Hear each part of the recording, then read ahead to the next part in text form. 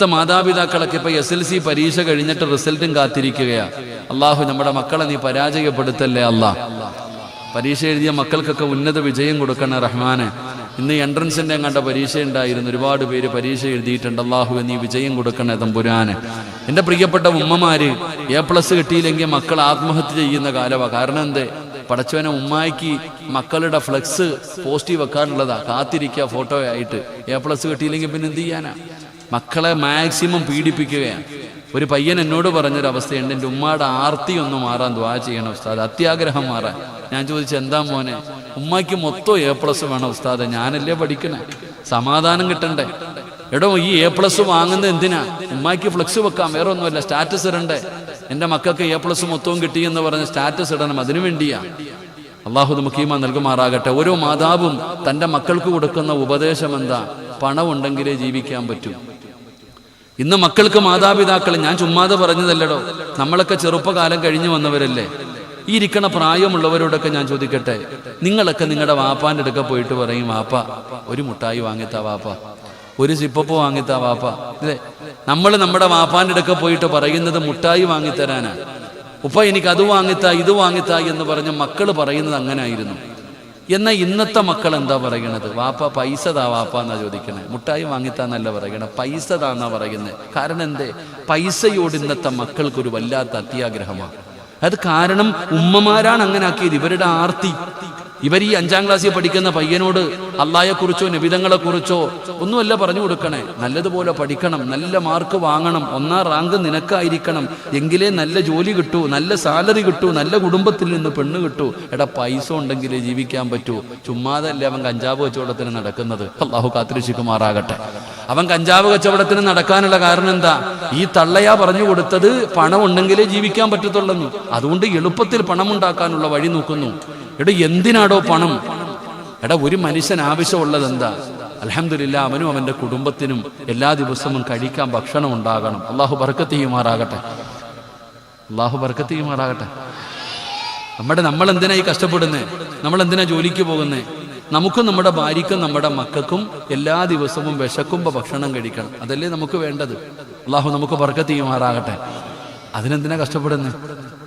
അതിനെ കഷ്ടപ്പെടേണ്ട കാര്യമൊന്നുമില്ലല്ലോ. എൻ്റെ ഉമ്മ നീ ഖുർആൻ ഒക്കെ നോക്ക്, അള്ളാന്റെ ഖുർആൻ നോക്ക്. അള്ളാഹുവിൻ്റെ ഖുർആനിൽ അള്ളാഹു സുബ്ഹാനഹു വ തആല പറയുന്നുണ്ട്, കഴിക്കാൻ ഭക്ഷണം വേണമെങ്കിൽ ഞാൻ തരാം, കഴിക്കാൻ ഭക്ഷണം വേണമെങ്കിൽ ഞാൻ തരാം. അതിനെന്ത് ചെയ്താൽ മതി?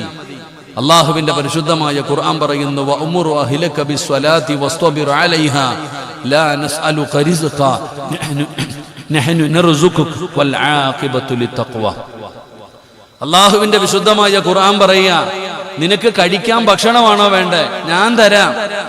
മരിക്കുന്ന കാലം വരെ തിന്നാനുള്ള ഭക്ഷണം ഞാൻ തരാം. അള്ളാഹു നമുക്ക് ഈമാൻ നൽകുമാറാകട്ടെ.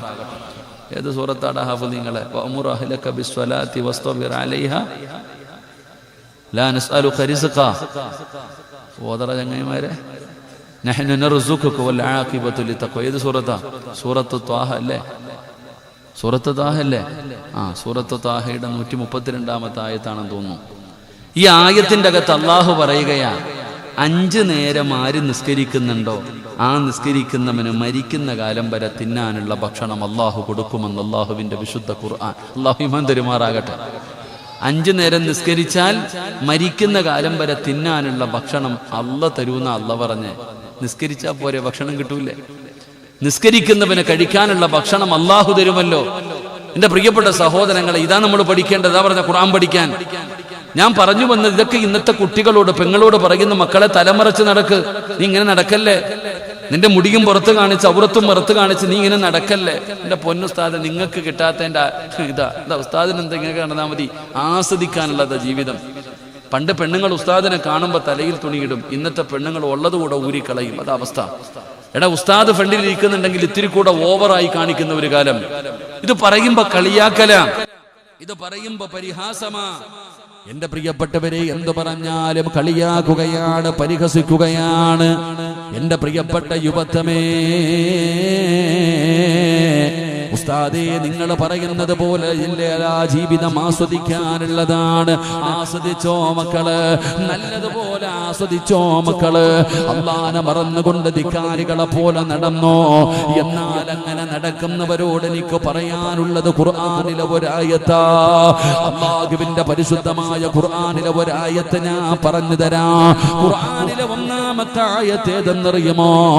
ഇഖ്റ ബിസ്മി റബ്ബിക്കല്ലദീ ഖലഖ് ഖലഖൽ ഇൻസാന മിൻ അലഖ്. അല്ലാഹുവിന്റെ വിശുദ്ധമായ ഖുർആനിൽ ആദ്യമായിട്ട് ഇറങ്ങിയ ആയത്ത് ഇതാണല്ലോ. ഇനി അവസാനത്തെ ആയത്ത് ഏതാണെന്നറിയുമോ പെങ്ങള്? വഅദകൾ കാമെന്ന പടച്ച റബ്ബിനെ മറന്നുകൊണ്ട് ഇസ്ലാമിന്റെ നിയമങ്ങൾ മുഴുവനും കാറ്റിൽ പറത്തിയിട്ട് സ്വന്തം ഇഷ്ടപ്രകാരം ആസ്വദിച്ച് നടക്കുന്നവരോട് അല്ലാഹുവിന്റെ ഖുർആനിലെ ഏറ്റവും അവസാനത്തെ ആയത്തേതെന്നറിയുമോ? ഏറ്റവും അവസാനത്തെ ആയത്തേതെന്നറിയുമോ? എന്റെ പ്രിയപ്പെട്ടവരെ, അതാ ചരിത്രം പറയുകയാണ്. ഒരിക്കൽ സ്വഹാബത്ത് യുദ്ധത്തിന് പോവുകയാണ്. സ്വഹാബത്ത് യുദ്ധത്തിന് പോയപ്പോ ഒരു ഗ്രാമത്തിലൂടെ കടന്നു പോവുകയാണ്. ആ സഹാബികളുടെ ഇടയിൽ ഒരു ചെറുപ്പക്കാരനുണ്ടായിരുന്നു. ഒരു സുന്ദരിയായ പെണ്ണിനെ കാണുകയാണ്. അവളോട് വല്ലാത്ത ആഗ്രഹം തോന്നി, അവളോട് വല്ലാത്ത പ്രണയം തോന്നി. അവസാനം ആ ചെറുപ്പക്കാരൻ ആ പെണ്ണിനോട് തന്റെ ആഗ്രഹം പറയുകയാണ്. എല്ലാവരും പറഞ്ഞു വേണ്ട മോനെ, വേണ്ട മോനെ. അനുസരിക്കാതെ ആ ചെറുപ്പക്കാരൻ ആ പെണ്ണിനോട് ചെന്ന് തന്റെ ആഗ്രഹം പറയുകയാണ്. ആ പെണ്ണ് പറഞ്ഞു യഹൂദിയായിരുന്നു. ആ പെണ്ണ് പറഞ്ഞു നീ എന്റെ മതത്തിലേക്ക് കടന്നു വന്നാൽ, നിന്റെ മതം വലിച്ചെറിഞ്ഞിട്ട് നീ ഞങ്ങളുടെ മതത്തിൽ വന്നാൽ നിന്റെ ആഗ്രഹം ഞാൻ സാധിപ്പിച്ചു തരാം. പടച്ച റബ്ബേ,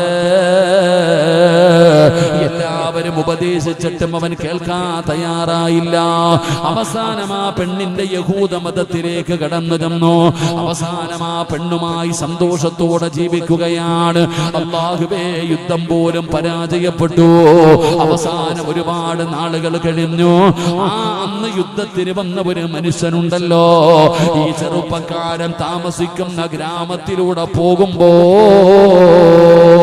പണ്ട് കൂടെ വന്നൊരു പെണ്ണിനെ കണ്ടു മതം മാറിയ ഒരു ചെറുപ്പക്കാരനെ ഓർമ്മ വന്നു. അവസാനം തിരയുകയാണ്, കണ്ടുപിടിക്കുകയാണ്.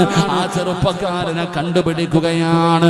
അവസാനം അവനെ കണ്ടപ്പോ അവന്റെ ജീവിതത്തെ കുറിച്ച് അവിടെ നിന്ന് ചോദിക്കുകയാണ്. അവസാനം ആ മനുഷ്യൻ ചോദിച്ചു, മോനെ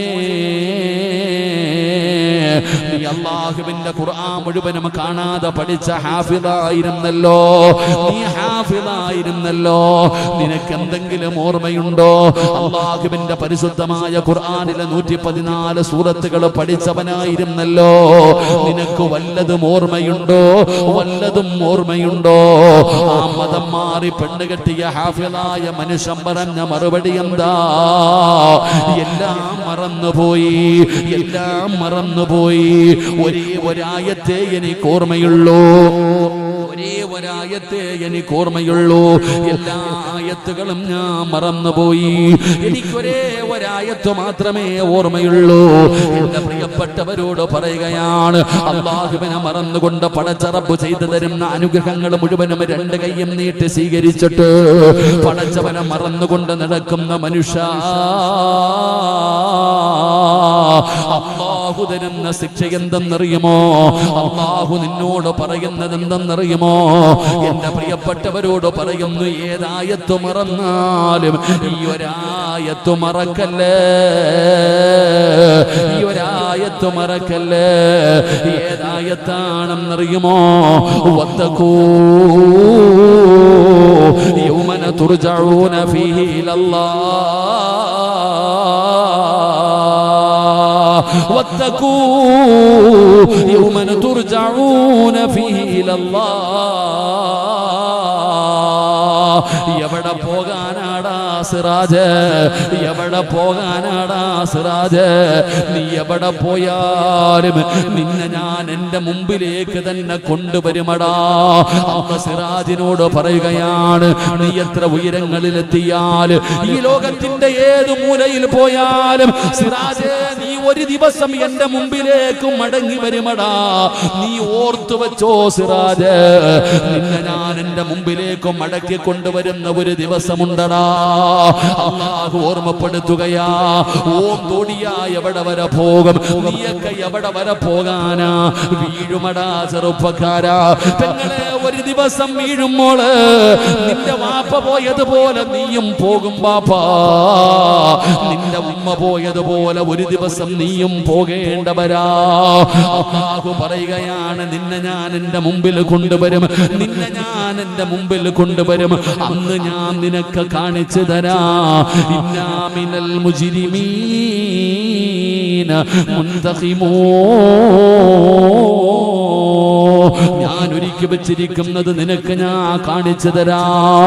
ഞാൻ ഒരുക്കി വെച്ചിരിക്കുന്ന ശിക്ഷ ഞാൻ നിനക്ക് കാണിച്ചു തരാ. അതുകൊണ്ട് അല്ലാഹുവിന്റെ പരിശുദ്ധമായ ഖുർആനിനെ പരിഗണിക്കാതെ കളിയും തമാശയുമായി അതിന് കൊടുക്കേണ്ട സ്ഥാനം കൊടുക്കാതെ അല്ലാഹുവിനെ മറന്നു നടക്കുന്നവരെ അല്ലാഹു തരുന്ന ശിക്ഷയാ പറയുന്നത്. അല്ലാഹു തരുന്ന ശിക്ഷയാ പറയുന്നത്. അല്ലാഹു പറയുകയാണ്, നിനക്ക് ഞാൻ ഭയാനകമായ ശിക്ഷ ഒരുക്കി വെച്ചിട്ടുണ്ടെന്ന് അല്ലാഹുവിന്റെ വിശുദ്ധ ഖുർആൻ. അതുകൊണ്ട് പടച്ചവനെ മറക്കല്ലേ. ഖുർആനിനെ ബഹുമാനിക്ക്, ഖുർആനിനെ ആദരിക്ക്, ആ ഖുർആനിന് കൊടുക്കേണ്ട സ്ഥാനം കൊടുക്ക്. ഇല്ലെങ്കിൽ പടച്ചവനെ ഖസറ ദുനിയാ വൽ ആഖിറ, നിന്റെ ദുനിയാവും ആഖിറവും നഷ്ടപ്പെട്ടു പോവുകയാണ്. ഈമാനില്ലാത്ത മരണമാണ്. അല്ലാഹുവേ, ഞങ്ങളുടെ ആഖിബത്ത് നന്നാക്കണേ അല്ലാ. ഈമാനുള്ള മരണം തരണേ അല്ലാ. അല്ലാഹുവിന്റെ വിശുദ്ധമായ ഖുർആൻ പഠിക്കുന്ന 40ഓളം വരുന്ന വിദ്യാർത്ഥികൾ പഠിക്കുന്ന ഒരു സ്ഥാപനമാ. പഠിച്ചവരെ, അതിന്റെ അവസ്ഥ എന്താണെന്ന് നിങ്ങൾ കണ്ണുകൊണ്ട് കണ്ടുകൊണ്ടിരിക്കുന്നവരാണ്. ആ സ്ഥാപനത്തിന് വേണ്ടിയാണ് സംഘാടകർ ബക്കറ്റുമായി മുമ്പിലേക്ക് കടന്നു വരുന്നത്. കണ്ടില്ലെന്ന് നടിക്കല്ലേ, കൊടുക്കാതെ ഇരിക്കരുത്. അല്ലാഹു തന്നതിൽ നിന്നൊരൽപ്പമെടുത്ത ആ ബക്കറ്റിന്റെ അകത്തിട്. നിങ്ങളുടെ ഒരാളുടെയും 5 നയാ പൈസ അല്ലാഹുവിന് വേണ്ട. നിനക്കാണ് പ്രയോജനമുള്ളത്. അസ്സദഖതു റദ്ദുൽ ബലാ, സദഖ വിപത്തുകളെ തട്ടിമാറ്റുമെന്ന് നബി മുഹമ്മദ് മുസ്തഫ സല്ലല്ലാഹു അലൈഹി വസല്ലമ തങ്ങൾ പറയുകയാ. സദഖ വിപത്തുകളെ തട്ടിമാറ്റുമെന്നാണ്.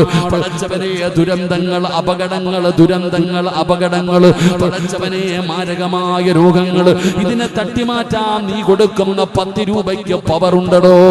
എപ്പോഴെന്താണ് സംഭവിക്കുന്നതെന്നറിയില്ല. പടച്ചവനെ, മാരകമായ രോഗങ്ങൾ, എന്തെല്ലാം രോഗങ്ങൾ കേൾക്കുന്നവരാടോ. അപകടങ്ങൾ പടച്ചവനെ ഇപ്പൊ അടിവാരത്ത് നിന്ന് കയറി വരുമ്പോ അതാ എത്ര ദൂരമാണ് ബ്ലോക്ക്. പടച്ചവനെ, ആക്സിഡന്റ് പറ്റിയിരിക്കുകയാണ്. ഓരോ ദിവസം എത്രയെത്ര അപകടങ്ങൾ കാണുന്നവരാണ്. നമ്മളും വാഹനങ്ങളിൽ സഞ്ചരിക്കുന്നവരല്ലേ, റോഡിലൂടെ പോകുന്നവരല്ലേ. സദഖ അപകടങ്ങളെ തട്ടിമാറ്റുമടോ, ദുരന്തങ്ങളെ തട്ടിമാറ്റുമടോ. പടച്ചവനെ, രോഗങ്ങൾ ഉസ്താദേ, ഒരുപാട് മരുന്ന് കഴിച്ചിട്ടും എന്റെ രോഗം മാറുന്നില്ല. ക്യാൻസർ വല്ലാതെ പടരുകയാണ്, ക്യാൻസർ വല്ലാതെ പടരുകയാണ്, കിഡ്നി രോഗങ്ങൾ വല്ലാതെ പടർന്നുകൊണ്ടിരിക്കുകയാണ്. ഏത് നിമിഷവും നിന്നവൻ വീണു പോകുന്ന അപകടങ്ങളാണ്.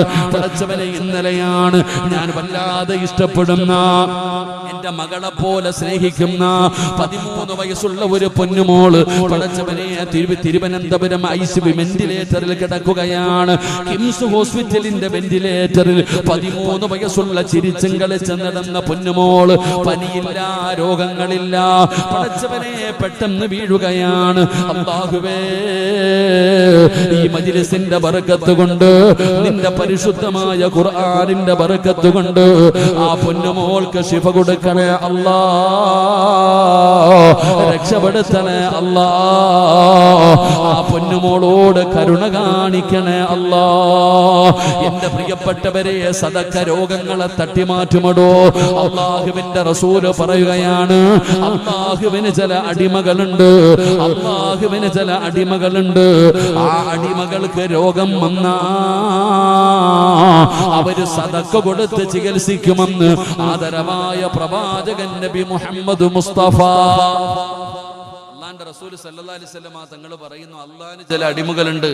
ചിരിച്ചും കളിച്ചും നടന്ന പൊന്നുമോള്, ഞാൻ വല്ലാതെ ഇഷ്ടപ്പെടുന്ന ഒരു മകളെ പോലെ സ്നേഹിക്കുന്ന പൊന്നുമോള, ഇങ്ങനെ പെട്ടെന്നൊന്ന് പേടിച്ചു, വായിലൂടെ പതയും നുരയും വന്നിട്ട് ഇപ്പൊ ഹോസ്പിറ്റലിന്റെ വെന്റിലേറ്ററില. യതീമായ പൊന്നുമോള, അള്ളാഹു ശുഭ കൊടുക്കുമാറാകട്ടെ, അള്ളാഹു ശുഭ കൊടുക്കുമാറാകട്ടെ.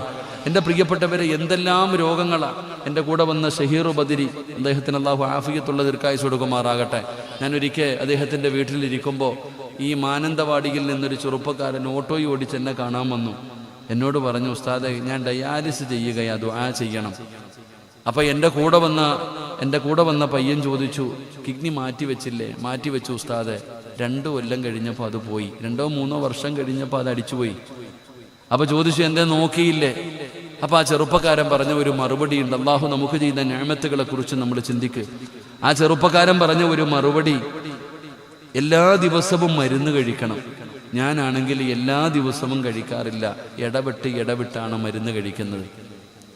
എല്ലാ ദിവസവും ഞാൻ ടാബ്ലറ്റ് കഴിക്കാറില്ല, ഇടവിട്ടാണ് ഞാൻ മരുന്ന് കഴിക്കുന്നത്. അപ്പൊ ഞാൻ ചോദിച്ചു, എല്ലാ ദിവസവും കഴിക്കണ്ടേ? നിങ്ങൾ കിഡ്നി മാറ്റിവെച്ച ആളല്ലേ, നിങ്ങളുടെ ശ്രദ്ധക്കുറവ് കൊണ്ടല്ലേ ഇങ്ങനെ സംഭവിച്ചത്? ഞാൻ ചോദിച്ചപ്പോൾ എന്തേ നിങ്ങൾ ഗുളിക കഴിക്കാതെന്ന് ചോദിച്ചപ്പോൾ ആ ചെറുപ്പക്കാരൻ പറഞ്ഞ മറുപടി, ഒരാഴ്ചയിൽ 5000 രൂപയുടെ മരുന്ന് വേണം ഉസ്താദ്, ഞാൻ എവിടെ നിന്ന് മേടിക്കാനാ? ഒരാഴ്ചയിൽ 5000 രൂപയുടെ മരുന്ന് കഴിക്കണം. എൻ്റെ കയ്യിൽ എവിടുന്നാ പൈസ ഇല്ലാത്തത് കൊണ്ടാണ്. അള്ളാഹു സഹോദരന് ശുഭ കൊടുക്കുമാറാകട്ടെ, അള്ളാഹു ആഫിയത്തുള്ള ദീർഘായുസ് കൊടുക്കുമാറാകട്ടെ. എടോ, ഞാൻ പറഞ്ഞത്, നമ്മൾ കൊടുക്കുന്ന ഈ ചെറിയ സദക്ക കൊണ്ട് നമുക്കാ പ്രയോജനം. അള്ളാഹുവിൻ്റെ ഖുർആൻ പഠിക്കുന്ന 40ഓളം മക്കൾ ഇവിടെ ഇല്ലേ? ആ മക്കൾക്ക് വേണ്ടിയാ സംഘാടകർ ബക്കറ്റുമായിട്ട് നിങ്ങളുടെ മുമ്പിലേക്ക് കടന്നു വരുന്നു. അൽഹംദുലില്ലാ, അള്ളാഹു തന്നതിൽ നിന്നൊരൽപ്പ സദക്ക. എല്ലാവരും അൽഹംദുലില്ലാ, ഒരാളും ഇല്ലെന്ന് പറയരുത്, ഒരാളും ഇല്ലെന്ന് പറയാം. ബക്കറ്റ് എടുത്തില്ലേ പാപ്പ? എല്ലാവരും ഇൻഷാ അല്ലാഹ് അവരുടെ കയ്യിലുള്ളതിൽ നിന്നൊരു നല്ല സദക്ക. അൽഹംദുലില്ലാ, ഒരാളും ഇല്ലെന്ന് പറയരുത് ഇൻഷാ അല്ലാഹ്. അൽഹംദുലില്ലാ, എല്ലാവരും അവരെ കൊണ്ട് കഴിയുന്നത് മനസ്സിൽ കരുതു. പടച്ചവനെ, ഏതെങ്കിലും മാരകമായ രോഗത്തിൻ്റെ അണുക്കൾ എൻ്റെ ശരീരത്തിലുണ്ടെങ്കിൽ അള്ളാഹുവേ, ഞാൻ കൊടുക്കുന്ന ഈ സദക്കയുടെ ബറക്കത്ത് കൊണ്ട് കരിച്ചു കളയണം, എന്നെ അറുത്തു മുറിക്കരുത്, എന്നെ രക്ഷപ്പെടുത്തണം. നല്ല ഒരു നീയത്തോടെ അൽഹംദുലില്ലാ അവരവരുടെ കയ്യിലുള്ളതിലൊരു നല്ല സദക്ക ബിസ്മില്ലാ അള്ളാഹു കബൂലാക്കുമാറാകട്ടെ. സ്വല്ലല്ലാഹു അലാ മുഹമ്മദ് സല്ലല്ലാഹു അലൈഹി വസല്ലമ, സല്ലല്ലാഹു അലാ മുഹമ്മദ് സല്ലല്ലാഹു അലൈഹി വസല്ലമ, അല്ലാഹുമ്മ സല്ലി അലാ മുഹമ്മദ് യാ റബ്ബി സല്ലി അലൈഹി വസല്ലം. റഹ്മ റഹീമായ അല്ലാഹ്, കരുണക്കടലായ അല്ലാഹ്, മലിക്കുൽ ജബ്ബാറായ അല്ലാഹ്, പടച്ചവനെ ആരെല്ലാം മനസ്സറിഞ്ഞുകൊണ്ടൊരു സദക്ക കൊടുക്കുന്നുണ്ടോ സ്വീകരിക്കണേ അല്ലാ, അർഹമായ പ്രതിഫലം കൊടുക്കണേ അല്ലാ. മാരകമായ രോഗങ്ങളെ തൊട്ട് കാക്കണേ അല്ലാ, മാരകമായ രോഗങ്ങളെ തൊട്ട് കാക്കണേ അല്ലാ. ശരീരത്തിന്റെ ഭാഗങ്ങൾ മുറിച്ചു മാറ്റുന്ന, അറുത്തു മുറിക്കുന്ന രോഗങ്ങളെ തൊട്ട് കാക്കണേ റബ്ബേ. ഏതെങ്കിലും മാരകമായ രോഗത്തിന്റെ അണുക്കൾ ഈ സദക്ക കൊടുക്കുന്നവരുടെ ശരീരത്തിലുണ്ടെങ്കിൽ അല്ലാ, കരിച്ചു കളയണേ അല്ലാ, കരിച്ചു കളയണേ അല്ലാ, ഒരു പനിയാക്കി മാറ്റണേ അല്ലാ. അതുകൊണ്ട് എന്റെ പ്രിയപ്പെട്ടവരോട്, അല്ലാഹുവിന്റെ പരിശുദ്ധമായ ഖുർആൻ, ആ ഖുർആനിന്റെ ആയത്തുകൾ കേട്ടിട്ട് പരിഗണിക്കാത്തവർക്ക് അല്ലാഹു തരുന്ന രണ്ടാമത്തെ ശിക്ഷ, ഭയാനകമായ ശിക്ഷ അല്ലാഹു ഒരുക്കി വെച്ചിരിക്കുകയാ, ഭയാനകമായ ശിക്ഷ അല്ലാഹു ഒരുക്കി വെച്ചിരിക്കുകയാണ്. ഇനി മൂന്നാമത്തെ ശിക്ഷ എന്തെന്നറിയുമോ? മൂന്നാമത്തെ ശിക്ഷ എന്തെന്നറിയുമോ? വമൻ അറള അൻ ദിക്രി ഫഇന്ന ലഹു മഈശതൻ ളൻഖാ വനഹ്ശുറുഹു യൗമൽ ഖിയാമത്തി അഅമാ ഖാല റബ്ബി ലിമ ഹസർതനി അഅമാ വഖദ് കുന്തു ബസീറാ ഖാല കദാലിക അതതുക ആയാതുനാ ഫനസീതഹാ വകദാലികൽ യൗമ തുൻസാ. അല്ലാഹുവിന്റെ വിശുദ്ധമായ ഖുർആൻ, പരിശുദ്ധമായ ഖുർആനാ പറയുന്നത്.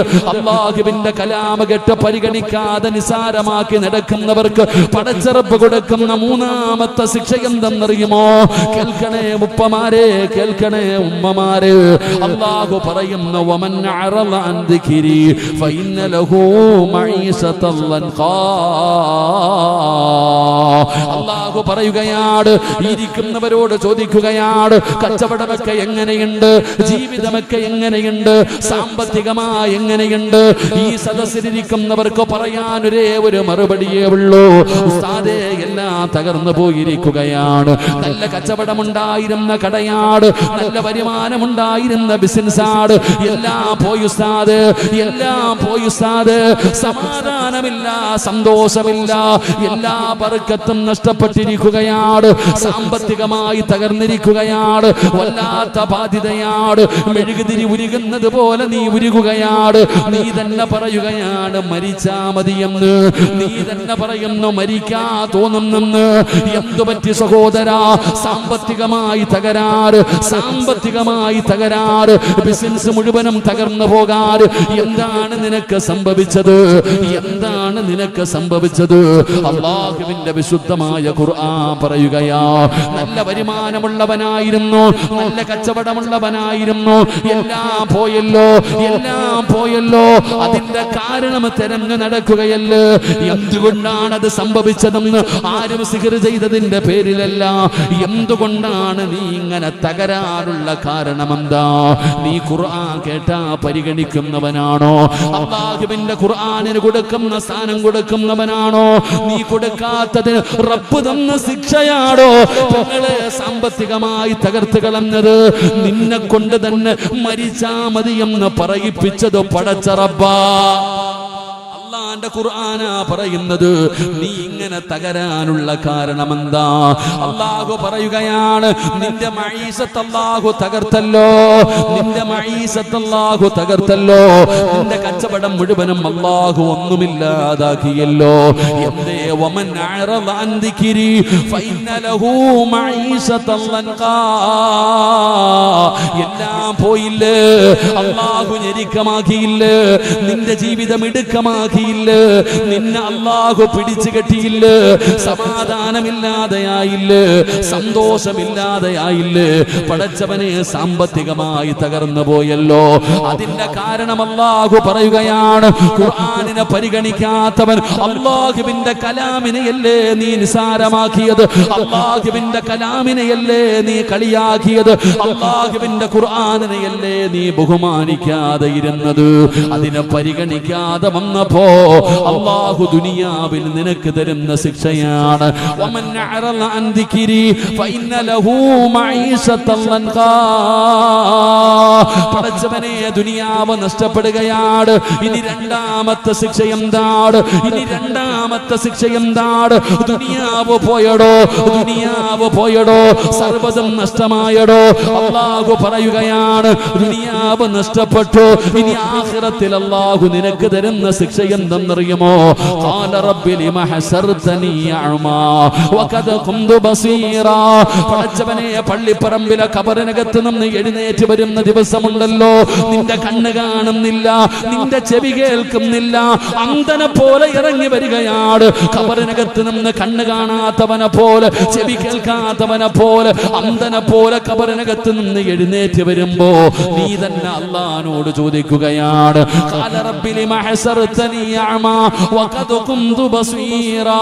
പടച്ചവനെ ദുനിയാവിൽ ജീവിക്കുമ്പോൾ എനിക്ക് കണ്ണ് കാണാമായിരുന്നു, എനിക്ക് ചെവി കേൾക്കാമായിരുന്നു, ഇന്ന് കണ്ണ് കാണുന്നില്ല പടച്ചവന്, ചെവി കേൾക്കുന്നില്ല പടച്ചവന്.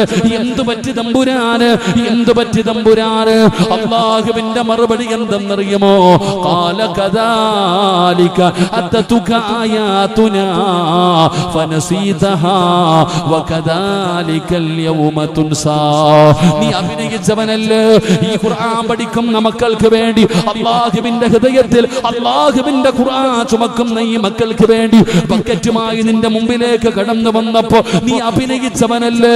കാണാത്തവനെ പോലെ ഇരുന്നവനല്ലേ?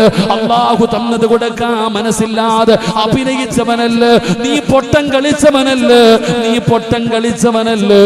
അല്ലാഹു പറയുകയാണ് നീ എന്ന് അഭിനയിച്ചല്ലോ. അല്ലാഹു പറയുകയാണ് നീ അന്ന് അഭിനയിച്ചല്ലോ, ഇന്ന് നിന്നെ എങ്ങനെയാക്കിയിരിക്കുകയാണ്? കണ്ണ് കാണാത്തവനെ പോലെ, ചെവി കേൾക്കാത്തവനെ പോലെ, നാളെ നാണം കെട്ടവനായി പരലോകത്ത് അല്ലാഹു നിന്നെ കൊണ്ടുവരുമെന്ന് അല്ലാഹുവിന്റെ വിശുദ്ധ ഖുർആൻ. മൂന്നാമത്തെ ശിക്ഷ, ഖുർആനിനെ പരിഗണിക്കാതെ വരുമ്പോൾ അല്ലാഹു തരുന്ന മൂന്നാമത്തെ ശിക്ഷ എന്താ? നല്ല കച്ചവടം ഉണ്ടായിരുന്നു ഉസ്താദെ, നല്ല വരുമാനം ഉണ്ടായിരുന്നു ഉസ്താദെ, ഇപ്പൊ എങ്ങനെയുണ്ട്? എല്ലാം പോയി.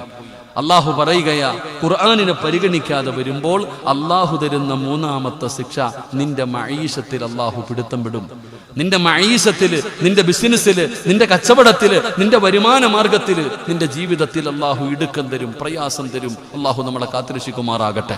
ജീവിതം മുഴുവനും നീ തന്നെ പറയുന്നല്ലോ, നിനക്ക് പണമില്ലാഞ്ഞിട്ട, നിനക്ക് വീടില്ലാഞ്ഞിട്ട, നിനക്ക് മക്കളില്ലാഞ്ഞിട്ട, വാഹനമില്ലാഞ്ഞിട്ട, അല്ലാഹു നിനക്ക് എല്ലാം തന്നു. നീ എന്നിട്ടും പറയുന്നു മരിക്കാൻ തോന്നുന്നു ഉസ്താദെ. അല്ലാഹു കാത്തുരക്ഷിക്കുമാറാകട്ടെ.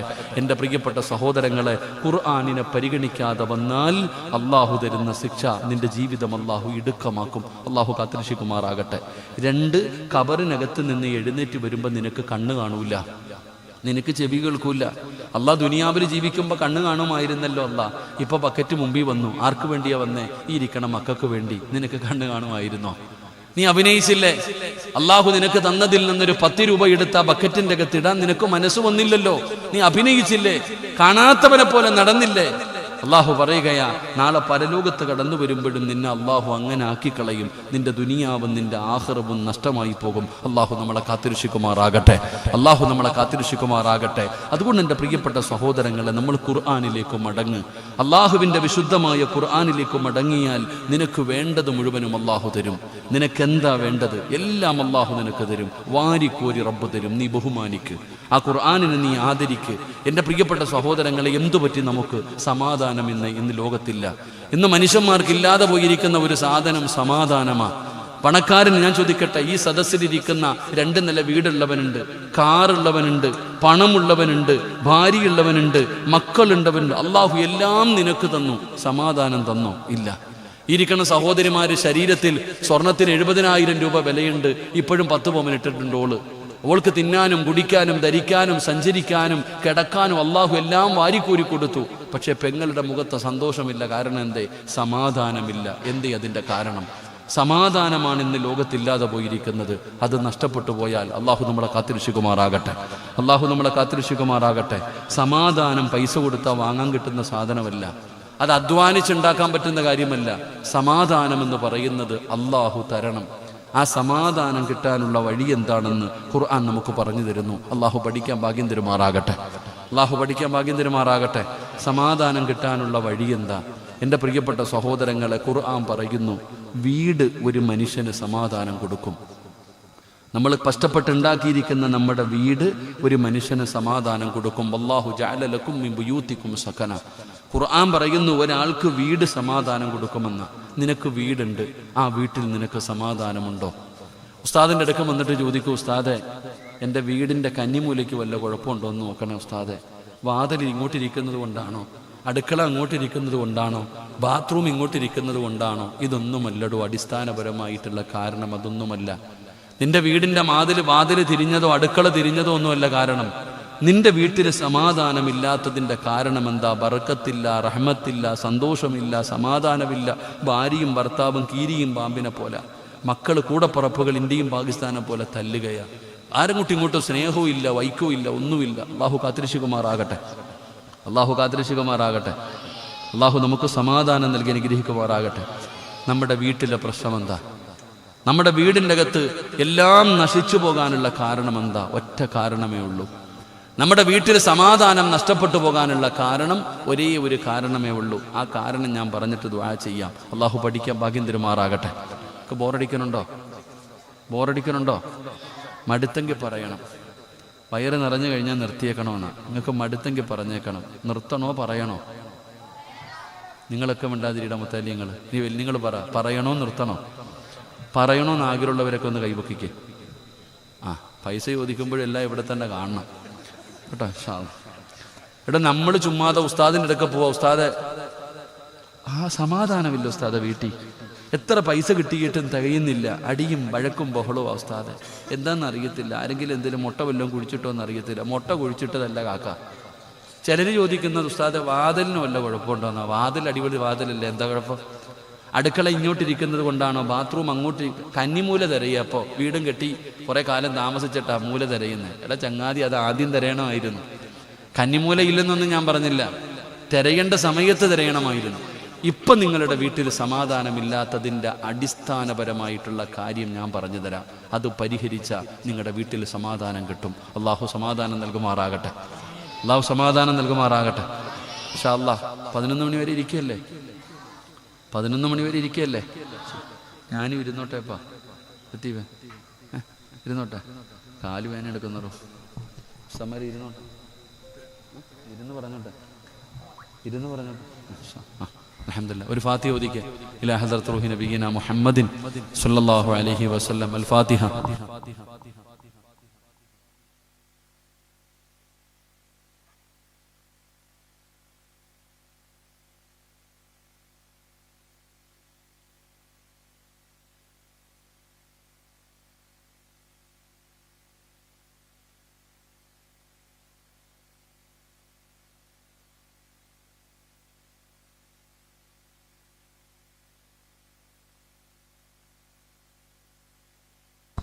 ഇൻഷാ അല്ലാഹ്. അൽഹംദുലില്ലാഹ്. അല്ലാഹു കബൂലാക്കുമാറാകട്ടെ.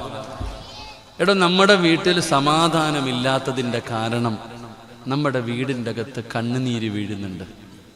നമ്മുടെ വീടിൻ്റെ അകത്ത് കണ്ണുനീര് വീഴുന്നുണ്ട്. കണ്ണുനീര് വീഴുന്ന വീട്ടിൽ ബറക്കത്തുണ്ടാവോ?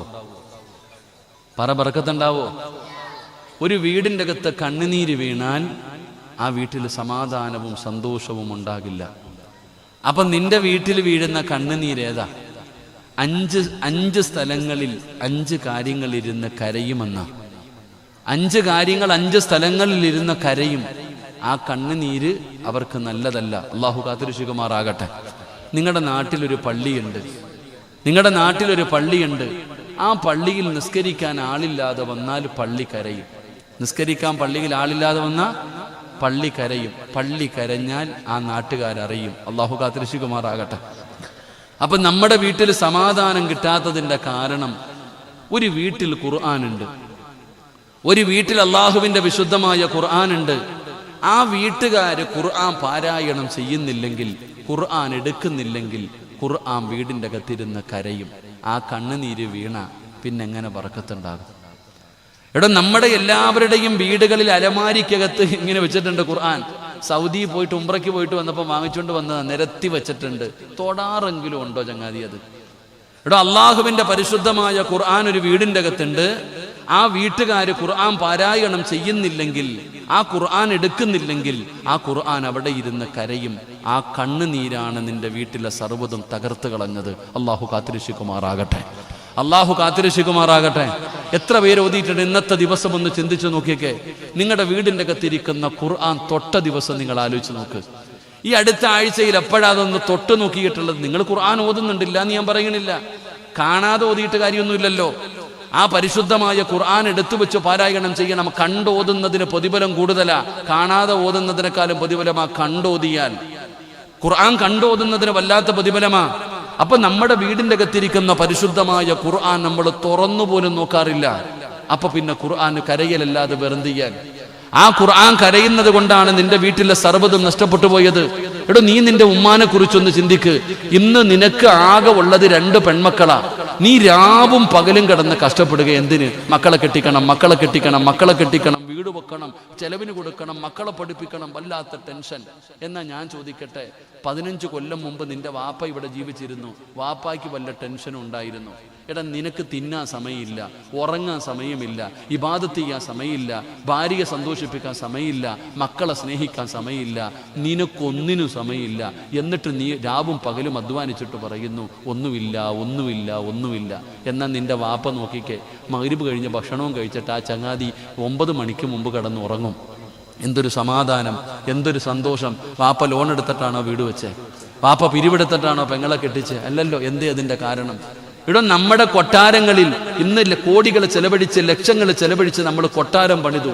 ആ കൊട്ടാരത്തിൻ്റെ അകത്ത് കിട്ടാത്ത സന്തോഷം നമ്മുടെ തറവാടായ കുടുംബ വീട്ടിൽ, ആ ഓല ഷെഡിനകത്ത്, ആ ഓടിട്ട വീടിൻ്റെ അകത്ത് സമാധാനമുണ്ടായിരുന്നു, സന്തോഷമുണ്ടായിരുന്നു, സ്നേഹമുണ്ടായിരുന്നു, തമ്മിലടിയും വൈരാഗ്യമില്ല. അന്ന് കൂടപ്പറപ്പെന്ന് പറഞ്ഞാൽ വല്ലാത്ത സ്നേഹം. ഇന്ന് കൂടപ്പറപ്പാ കൂടോത്രം ചെയ്യുന്നത്. അള്ളാഹു കാത്തിരിക്കുമാറാകട്ടെ.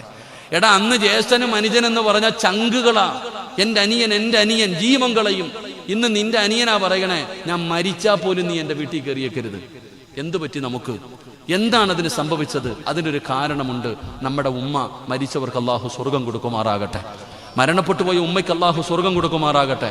ജീവിച്ചിരിക്കുന്ന ഉമ്മമാർക്ക് അള്ളാഹു ആഫിയത്തുള്ള ദീർഘായുസ് നൽകുമാറാകട്ടെ. മഗ്‌രിബിന് ബാങ്ക് വിളിക്കുന്നതിന് 10 മിനിറ്റ് മുമ്പ് നമ്മുടെ ഉമ്മ ഒളുവെടുത്തിട്ട് നിസ്കാരപ്പായിൽ വരും. എന്നിട്ട് ഉമ്മ അങ്ങോട്ട് പറയും, സുബ്ഹാനല്ലാഹി വബിഹംദിഹി സുബ്ഹാനല്ലാഹിൽ അലീം വബിഹംദിഹി അസ്തഗ്ഫിറുല്ലാഹ്. ഉമ്മ മഗ്‌രിബിന്റെ ബാങ്ക് വിളിക്കുന്നത് വരെ ഈ ദിക്റും പറഞ്ഞിങ്ങനെ ഇരിക്കും. മഗ്‌രിബിന്റെ ബാങ്ക് വിളിച്ചു, ഉമ്മ നിസ്കരിക്കും, സുന്നത്ത് നിസ്കരിക്കും. നിസ്കാരമെല്ലാം കഴിഞ്ഞാൽ നമ്മുടെ ഉമ്മ ഖുർആനും എടുത്തിട്ട് അങ്ങോട്ട് ഇരിക്കും. ആ വിളക്കിന്റെ വെളിച്ചത്തിൽ അള്ളാഹുവിന്റെ പരിശുദ്ധമായ ഖുർആൻ എടുത്തു വെച്ചിട്ട് ഉമ്മ സൂറത്തുൽ വാഖിഅ പാരായണം ചെയ്യും, സൂറത്തുൽ മുൽക്ക് പാരായണം ചെയ്യും, സൂറത്തുർ റഹ്മാൻ പാരായണം ചെയ്യും, സൂറത്തു സജദ പാരായണം ചെയ്യും, സൂറത്തു യാസീൻ പാരായണം ചെയ്യും. മഗ്‌രിബിന്റെയും ഇശാഇന്റെയും ഇടയിൽ ഈ 5 സൂറത്ത് നമ്മുടെ ഉമ്മ ഓതുമായിരുന്നു. നമ്മുടെ ഉമ്മമാര് മഗ്‌രിബ് നമസ്കാരം കഴിഞ്ഞാൽ സൂറത്തുൽ വാഖിഅ, എന്താ പ്രത്യേകത? സൂറത്തുൽ വാഖിഅ എന്ന് പറയുന്ന ഒരു അധ്യായമുണ്ട്. ആ അധ്യായം ഏത് വീടിൻ്റെ അകത്ത് പാരായണം ചെയ്യുന്നുണ്ടോ അള്ളാഹു അവർക്ക് ദാരിദ്ര്യം കൊടുക്കില്ല എന്ന് നബി മുഹമ്മദ് മുസ്തഫ. എടോ, സൂറത്തുൽ വാഖിഅ, ഇദാ വഖഅത്തിൽ വാഖിഅ എന്ന് തുടങ്ങുന്ന ആ സൂറത്ത് ഏത് വീട്ടിൽ പാരായണം ചെയ്യുന്നുണ്ടോ, മഗ്‌രിബിന്റെ ഇശാഇന്റെ ഇടയിൽ ഏത് വീട്ടിൽ പാരായണം ചെയ്യുന്നുണ്ടോ ആ വീട്ടിൽ അള്ളാഹു ദാരിദ്ര്യം കൊടുക്കൂല. നിന്റെ വീട്ടിൽ ദാരിദ്ര്യം ഉണ്ടാകാത്തതിന്റെ കാരണം കഞ്ഞിയും പയറും ആയിരുന്നെങ്കിൽ വയറ് നിറയും ചങ്ങാതി.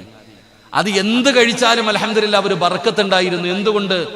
ഏത് വീടിൻ്റെ അകത്താണോ സൂറത്തുൽ വാഖിഅ പാരായണം ചെയ്യുന്നത് ആ വീട്ടിൽ ദാരിദ്ര്യം ഉണ്ടാകില്ല എന്ന് നബിയിന റസൂലുള്ളാഹി. വാപ്പ ഇങ്ങനെ ടെൻഷൻ അടിക്കാറില്ല, മോളെ കെട്ടിക്കണം, എവിടെ അല്ലാ പൈസയില്ല, അല്ലാ. വാപ്പായ്ക്ക് ടെൻഷനൊന്നും ഇല്ലായിരുന്നതോ? ദാരിദ്ര്യം അല്ലാഹു ആ വീട്ടിൽ കൊടുക്കില്ല. സൂറത്തുൽ മുൽക്ക്, തബാറകല്ലദീ ബിയദിഹിൽ മുൽക്കു വഹുവ അലാ കുല്ലി ഷൈഇൻ ഖദീർ. ഈ സൂറത്ത് പാരായണം ചെയ്യുമ്പോൾ അവൻ്റെ 6 അടി മണ്ണിനകത്ത് വെളിച്ചമുണ്ടാകും. ആ സൂറത്തിന്റെ പ്രത്യേകത അറിയണമെങ്കിൽ ഒരിക്കൽ ഒരു സഹാബി യാത്ര ചെയ്തു വരുമ്പോൾ ക്ഷീണം കാരണം ഒരിടത്ത് കിടന്നുറങ്ങി. നല്ല ഉറക്കത്തിൽ കിടക്കുമ്പോഴാ ഖുർആൻ ഓതുന്ന ശബ്ദം കേൾക്കണം മരുഭൂമിയിൽ. ഈ ചങ്ങാതി ചാടി എഴുന്നേറ്റിട്ട് നോക്കി, ആരാ അല്ലാഹ് ഖുർആൻ ഓതുന്നേ? വെളിയിൽ ഇറങ്ങി നോക്കി, ആരെയും കാണുന്നില്ല. പിന്നെയും വന്ന് കിടന്നു. കുറച്ചു കഴിഞ്ഞപ്പോൾ പിന്നെയും ഖുർആൻ ഓതുന്നു. ചാടി എഴുന്നേറ്റ് പിന്നെയും പുറത്തിറങ്ങി, ആരെയും കാണുന്നില്ല. സഹാബിക്ക് പേടിയായി. 3ാമത് കിടന്നുറങ്ങുമ്പോൾ സഹാബിക്ക് മനസ്സിലായി ഖബറിന്റെ മുകളിലാ കിടക്കുന്നത്, ഖബറിനകത്തിരുന്നിട്ടാ ഖുർആൻ ഓതുന്നതെന്ന്. പേടിച്ചു വിറച്ചു. രാവിലെ നബിതങ്ങളുടെ മുമ്പിൽ ചെന്നിട്ട് വല്ലാത്ത അത്ഭുതത്തോടു കൂടി പറഞ്ഞപ്പോൾ നബിതങ്ങൾ ചോദിച്ചു, അതിപ്പോ എന്താ വലിയ അത്ഭുതം? എന്താ അതിനെത്ര വലിയ അത്ഭുതം? എന്താ? എടോ, സൂറത്തുൽ മുൽക്ക് പാരായണം ചെയ്യ്. അതിന്റെ പ്രയോജനം 6 അടി മണ്ണിനകത്ത് ചെല്ലുമ്പോൾ നമുക്ക് ലഭിക്കും. അള്ളാഹു നമുക്ക് ഈമാൻ നൽകുമാറാകട്ടെ. 3 സൂറത്തുർ റഹ്മാൻ, അർ-റഹ്മാനു അല്ലമൽ ഖുർആൻ ഖലഖൽ ഇൻസാന അല്ലമഹുൽ ബയാൻ. തങ്ങന്മാരെ കാണുമ്പോൾ, ഉസ്താദന്മാരെ കാണുമ്പോൾ എൻ്റെ വീട്ടിലൊന്ന് കയറ്, ഒന്ന് ദുആ ചെയ്യ് ബറക്കത്തിന്. തങ്ങന്മാരെയും സയ്യിദന്മാരെയും ഉസ്താദന്മാരെയൊക്കെ കാണുമ്പോൾ നമ്മൾ വീട്ടിൽ കൊണ്ടുപോകുന്നത് എന്തിനാ? ദുആ ചെയ്യാൻ. സൂറത്തുർ റഹ്മാൻ പാരായണം ചെയ്താൽ ആകാശത്ത് നിന്ന് മലക്കുകൾ ഇറങ്ങി വരും നിന്റെ വീട്ടിൽ ദുആ ചെയ്യാൻ. അല്ലാഹു ഈമാൻ തരുമാറാകട്ടെ. ഉറക്കപ്പുറം അല്ലാഹു ഈമാൻ തരുമാറാകട്ടെ. ചരിത്രം പറയാൻ സമയമില്ലാത്തത് കൊണ്ടാ ഒരു സ്വഹാബി ഖുർആൻ ഓതിക്കൊണ്ടിരുന്നപ്പോൾ വീടിന്റെ പുറത്ത് കുതിരകൾ കിടന്നിട്ട് ചാടുകയാ. പേടിച്ചു വിറച്ചു പുറത്തിറങ്ങി നോക്കുമ്പോൾ അടങ്ങി നിൽക്കുന്നു. പിന്നെയും അകത്ത് കയറി ഖുർആൻ ഓതാൻ തുടങ്ങി, പിന്നെ നീ ചാടാൻ തുടങ്ങി. പുറത്തു വരുമ്പോൾ നിശബ്ദമാകുന്നു. അവസാനം ഖുർആൻ മടക്കി വെച്ചിട്ട് സഹാബി കിടന്നുറങ്ങി. പിറ്റേ ദിവസം രാവിലെ നബിതങ്ങളോട് പറഞ്ഞു, നബിയെ, ഞാൻ ഖുർആൻ ഓതിക്കൊണ്ടിരുന്ന സമയത്ത് എൻ്റെ വീട്ടിൽ കെട്ടിയിരുന്ന മൃഗങ്ങളൊക്കെ വല്ലാതെ ബഹളം വെക്കുന്നു. ഖുർആൻ നിർത്തിയപ്പോൾ അത് മിണ്ടാതെ നിൽക്കുന്നു, എന്തുപറ്റി? നബിതങ്ങൾ ചോദിച്ചു, നീ ഏത് സൂറത്താ പാരായണം ചെയ്ത്? സൂറത്തു റഹ്മാൻ. മലക്കുകൾ ഇറങ്ങി വരുന്നത് കണ്ടിട്ട് ചാടിയതാണെന്ന് നബിയുനാ റസൂലുള്ളാഹി. സൂറത്തു റഹ്മാൻ പാരായണം ചെയ്തപ്പോൾ മലക്കുകൾ ഇറങ്ങി വന്നു. അത് കണ്ടിട്ടാ, ആ നാൽക്കാലിക്കത് കാണാമല്ലോ, അത് കണ്ടിട്ടാണ് അത് കിടന്ന് ബഹളം വെച്ചത്, അല്ലാതെ വേറൊന്നുമല്ല. അപ്പൊ സൂറത്തു റഹ്മാൻ പാരായണം ചെയ്യുന്ന വീട്ടിൽ അള്ളാഹുവിന്റെ റഹ്മത്തിന്റെ മാലാകമാര് വരും. അള്ളാഹു നമുക്ക് ഈമാൻ നൽകുമാറാകട്ടെ. സൂറത്തു സജദ, ഉംറ ചെയ്ത കൂലിയുണ്ടെന്ന് അത് പാരായണം ചെയ്താൽ. സൂറത്തു സജദ പാരായണം ചെയ്താൽ ഉംറ ചെയ്ത കൂലിയുണ്ട്. സൂറത്തു യാസീൻ എന്തിനു വേണ്ടി ഓതിയോ, നീ എന്ത് ദുആ ചെയ്താലും ഉത്തരമുണ്ട്. യാസീൻ ഓതിയിട്ട് ദുആ ചെയ്താൽ അവരുടെ ദുആയ്ക്ക് ഉത്തരമുണ്ടെന്ന് മഹാനായ നബിയുനാ റസൂലുള്ളാഹി സ്വല്ലല്ലാഹു. അപ്പൊ നമ്മുടെ ഉമ്മ നമ്മുടെ ചെറിയ കുടിലിനകത്ത് മഗ്രിബ് കഴിഞ്ഞാൽ വാഖിയ ഓതും, മുൽക്ക് ഓതും, റഹ്മാൻ ഓതും, സജദ ഓതും, യാസീൻ ഓതും. നിന്റെ കൊട്ടാരത്തിൽ നിന്റെ ഭാര്യ 6 മണി കഴിഞ്ഞാൽ TV-യുടെ മുമ്പിൽ വന്നിരിക്കും, റിമോട്ട് എടുക്കും, ഏഷ്യനെറ്റ് നിൽക്കും, മഴവിൽ മനോരമ നിൽക്കും, കൈരളി നിൽക്കും, ഓരോ ചാനലും നിൽക്കിക്കൊണ്ടിരിക്കും. ഇതാണ് നിന്റെ വീടിന്റെ പ്രശ്നം. അള്ളാഹു നമുക്ക് ഈമാൻ നൽകുമാറാകട്ടെ. അള്ളാഹു നമുക്ക് ഈമാൻ നൽകുമാറാകട്ടെ.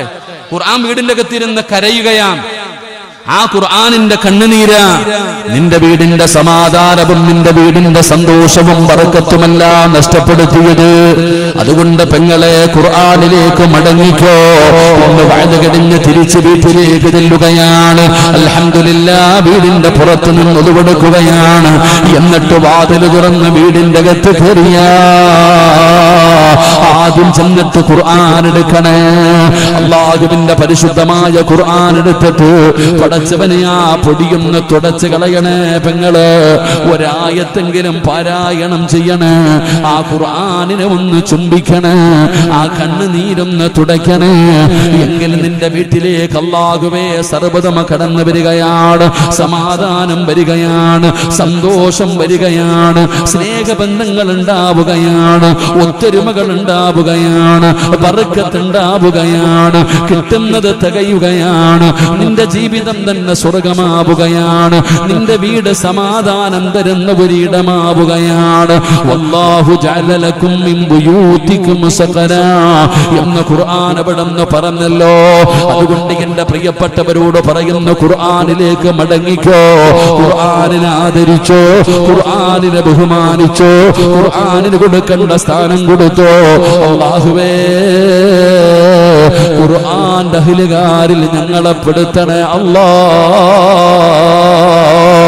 അതുകൊണ്ട് ഹാഫിദീങ്ങളായ മക്കള് സനദ് വാങ്ങിയ മജ്ലിസാണ്, ഖുർആനിനെ കുറിച്ച് പറഞ്ഞ മജ്ലിസാണ്. അതുകൊണ്ട് എന്റെ പ്രിയപ്പെട്ടവരോട് പറയുന്ന, നമ്മൾ ഖുർആൻ പാരായണം ചെയ്യണേ. എല്ലാ ദിവസവും ഒരു വട്ടമെങ്കിലും നീ ഖുർആനെന്ന് തൊടണേ ചെറുപ്പക്കാരാ. എന്റെ വാപ്പയോട് പറയുകയാ, ഉമ്മയോട് പറയുകയാ, ഒരേ ഒരു വസിയത്തേ ഉള്ളൂ, സ്നേഹത്തോടെ പറയുകയാ. അല്ലാഹുവിന്റെ ഖുർആൻ ഒരു ദിവസത്തിൽ ഒരു പ്രാവശ്യമെങ്കിലും നിന്റെ കൈ കൊണ്ട് തൊടണേ. ഒരായത്തെങ്കിലും പാരായണം ചെയ്യണേ. അല്ലാഹുവേ, അതിനുള്ള ഭാഗ്യം തരണേ അല്ലാഹ്. എല്ലാ ദിവസവും ഖുർആൻ ഒന്ന് കൈകൊണ്ട് തൊടണം. അല്ലാഹു ഭാഗ്യം തരുമാറാകട്ടെ.